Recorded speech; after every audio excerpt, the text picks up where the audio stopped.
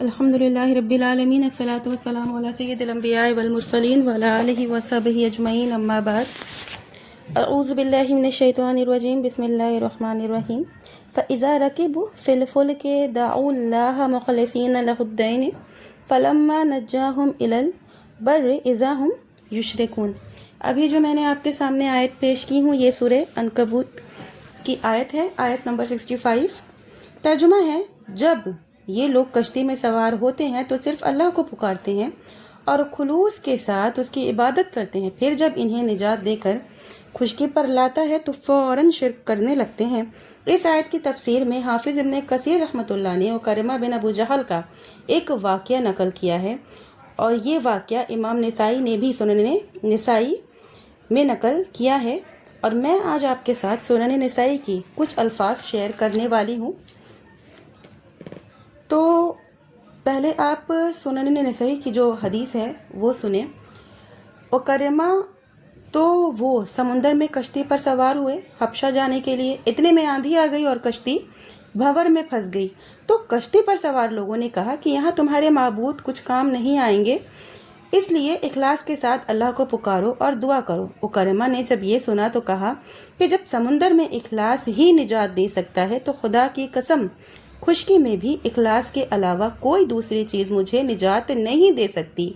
اے اللہ، میں تجھ سے عہد کرتا ہوں، اگر تو نے مجھے اس آفت سے نجات دے دی تو میں محمد رسول اللہ صلی اللہ علیہ وسلم کے پاس جاؤں گا اور اپنا ہاتھ ان کے ہاتھ میں دے کر بیعت کروں گا، بلا شبہ میں آپ کو معاف کرنے والا شریف آدمی پاؤں گا۔ چنانچہ بعد میں آئے اور اسلام قبول کیا۔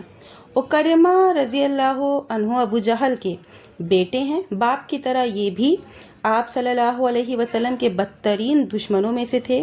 جب مکہ فتح ہوا تو رسول اللہ صلی اللہ علیہ وسلم نے 8 آدمیوں کے بارے میں حکم دے دیا تھا کہ انہیں جہاں پاؤ مار ڈالو، ان کے جرائم معافی کے قابل نہیں ہیں۔ اسی فہرست میں عکرمہ بھی تھے۔ یہ مکہ سے بھاگ کر حبشہ جا رہے تھے۔ سمندر کے سفر میں انہیں توحید کا سبق مل گیا اور بعد میں مسلمان ہو گئے، اور اب ان کے نام کے ساتھ رضی اللہ عنہ لگتا ہے۔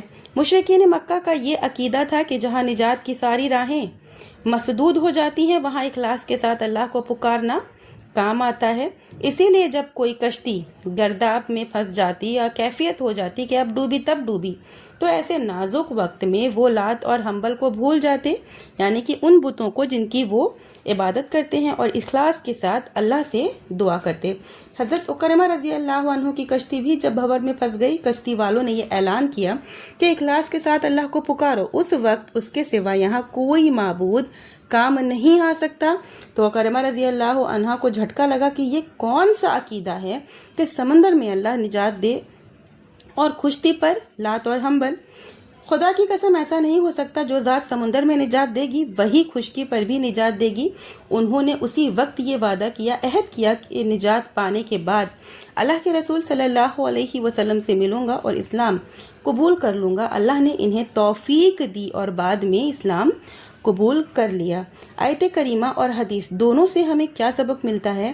وہ یہ ہے کہ سخت مصیبت میں صرف اللہ کو پکارنا اور دوسرے تمام دیوی دیوتاؤں کو بھول جانا اس بات کی دلیل ہے کہ انسان کی فطرت میں اللہ تعالیٰ نے توحید کا داعیہ رکھا ہے، اور بات ہے کہ ماحول اور معاشرے سے متاثر ہو کر انسان شرک اور کفر میں مبتلا ہو جاتا ہے، لیکن یہ شرک اللہ کے ربوبیت میں نہیں ہوتا۔ آپ کسی جاہل مشرک اور گنوار بڑھیا سے بھی سخت سردی یا سخت گرمی کا ذکر کریں گے تو وہ بے ساختہ کہے گی کہ اوپر والے کی مرضی۔ اب معلوم ہوا کہ شرک ربوبیت میں نہیں ہوتا، شرک اللہ کی الوہیت اور صفات میں ہوتا ہے، اور اسی شرک کو مٹانے کے لیے انبیاء اکرام دنیا میں تشریف لائے، اور مشرکوں سے انبیاء کا اختلاف شرک فی الالوہیت کے مسئلے میں ہوا۔ مشرکین مکہ اللہ کے وجود اور اس کے رب ہونے کا انکار نہیں کرتے تھے بلکہ اقرار کرتے تھے۔ تو ویڈیو زیادہ لمبی نہیں کروں گی، ویڈیو یہیں ختم کروں گی۔ آخر میں اللہ سے دعا ہے کہ اللہ تعالیٰ ہم تمام مومن مسلمانوں کو کتاب و سنت پر چلنے کی توفیق عطا فرما، آمین۔ وآخر الدعوانا ان الحمد للہ رب العالمین۔